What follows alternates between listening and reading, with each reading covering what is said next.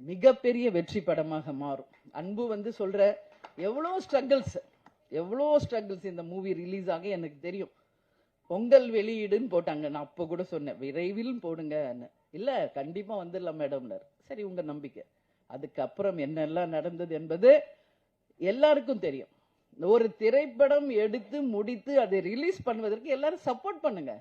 Captain எத்தனை பேருக்கு எவ்வளவு சப்போர்ட் பண்ணியிருக்காரு, எவ்வளவு திரைப்படங்களுக்கு சப்போர்ட் பண்ணியிருக்காரு, எத்தனை டெக்னீஷியன்ஸுக்கு சப்போர்ட் பண்ணியிருக்காரு. ஒரு படம் ரிலீஸ் ஆனதான் அதை நம்பி வாழ்கின்ற அத்தனை ஆயிரம் குடும்பங்கள் நல்லா இருக்கும். அதுல எந்த மாற்று கருத்துமே கிடையாது. சினிமா நல்லா இருந்தா அதை நம்பி இருக்கிற ஆயிரக்கணக்கான மக்கள் நல்லா இருப்பாங்க. அதுல நாங்க உறுதியா இருக்கோம். கேப்டன் கூடயே இருந்து சினிமானா என்ன என்பது நாங்க நல்லா உணர்ந்திருக்கோம்.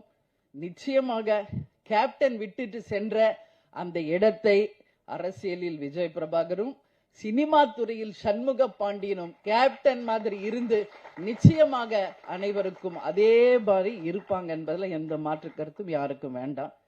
எனவே நிச்சயமாக இந்த படம் மிகப்பெரிய வெற்றி